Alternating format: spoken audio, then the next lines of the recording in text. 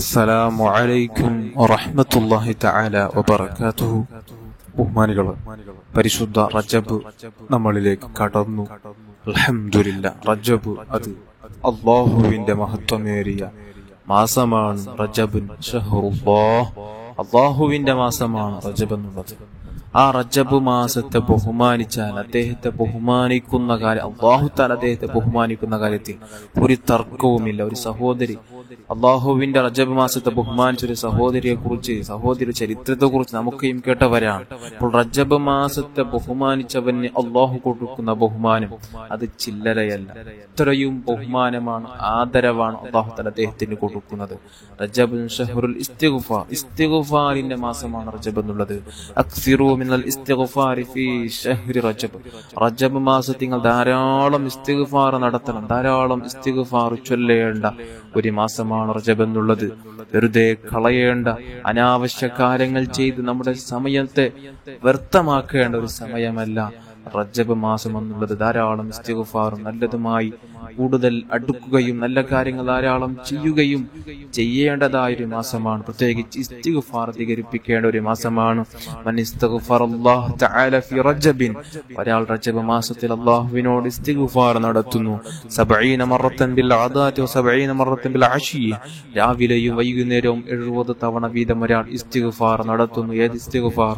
അസ്തഗ്ഫിറുല്ലാഹ വ അതൂബു ഇലൈഹി, അസ്തഗ്ഫിറുല്ലാഹ വ അതൂബു ഇലൈഹി എന്നിങ്ങനെ 70 തവണ രാവിലെ സുബ്ഹി നിസ്കാരത്തിന് ശേഷം, അതേപോലെ തന്നെ മഗ്രിബ് നിസ്കാരത്തിന് ശേഷം 70 തവണ അദ്ദേഹം നടത്തുന്നു. എന്നാൽ ഫഇദാ ബലഗ തമാമ 70 മറൻ, അദ്ദേഹം 70 തവണ പൂർത്തിയായതിനു ശേഷം റഫഅ യദൈ, കൈ അല്ലാഹുവിലേക്ക് ഉയർത്തി, വഖാല അല്ലാഹുമ്മ ഗ്ഫിർലി വതുബ് അലയ്യ, എന്നിട്ട് അദ്ദേഹം അല്ലാഹുവിനോട് ദുആ ചെയ്യുന്നു. അല്ലാഹു എനിക്ക് നീ പുറത്തു താ അല്ലാഹ്, എന്റെ പാപങ്ങൾ നീ പുറത്തു താ അല്ലാഹ്, വതുബ് അലയ്യ, എന്റെ തൗബയെ നീ സ്വീകരിക്കുക അല്ലാഹ് എന്നിങ്ങനെ പറഞ്ഞാൽ വലാ തമസ്സുഹുന്നാറു ബിബറകത്തി റജബ്, റജബ് മാസത്തിന്റെ ബറക്കത്ത് കൊണ്ട് അദ്ദേഹത്തിന്റെ ശരീരത്തെ, അദ്ദേഹത്തിന്റെ തോലിനെ നരകം സ്പർശിക്കുകയില്ല. നരകത്തിന് നിഷിദ്ധമാണ്, ഹറാമാണ് ഈ റജബ് മാസത്തിൽ ഈ ദിക്ർ രാവിലെയും വൈകുന്നേരം 70 തവണ ചൊല്ലിയാൽ അല്ലാഹു തആല നമുക്ക് ഭാഗ്യം ചെയ്യട്ടെ.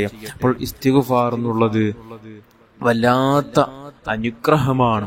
ഇസ്തിഗ്ഫാർ ഒരാൾക്ക് അധികരിപ്പിക്കാൻ അല്ലാഹു തആല ഭാഗ്യം കൊടുക്കുകയാണെങ്കിൽ അദ്ദേഹത്തിന് ഒരുപാട് അനുഗ്രഹം അല്ലാഹു തആല അതുവഴി കൊടുക്കുന്നെന്നാണ് നാം മനസ്സിലാക്കേണ്ടത്. ഹബീബായ തങ്ങൾ പറയുന്നു, മൻ ലസിമൽ ഇസ്തിഗ്ഫാറ ജഅലല്ലാഹു ലഹു മിൻ കുല്ലി ളീഖിൻ മഖ്റജ, ഒരാൾ ഇസ്തിഗ്ഫാർ ലാസിമാക്കിയാൽ, ഇസ്തിഗ്ഫാർ ദിവസവും ചൊല്ലിയാൽ, മിൻ കുല്ലി ളീഖിൻ മഖ്റജ, അദ്ദേഹത്തിന്റെ എല്ലാ കുടുസുകൾ, പ്രയാസങ്ങൾ, ബുദ്ധിമുട്ടുകൾ, തടസ്സങ്ങൾ അല്ലാഹു തആല നീക്കിക്കൊടുക്കും. അല്ലാഹു തആല അതിൽ നിന്ന് അദ്ദേഹത്തെ രക്ഷപ്പെടുത്തും. വമിൻ കുല്ലി ഹമ്മിൻ ഫറജ, എല്ലാ ടെൻഷനുകൾ അല്ലാഹു തആല ദൂരത്താക്കും. ഒരു ടെൻഷൻ ഇല്ലാതെ അദ്ദേഹത്തിന് ജീവിക്കാൻ പറ്റും. ദുനിയവിയായ കാര്യത്തിലും ഉഖറവിയായ കാര്യത്തിലും ഒന്നിലും അദ്ദേഹത്തിന് ടെൻഷൻ അടിക്കേണ്ട ആവശ്യം വരില്ല.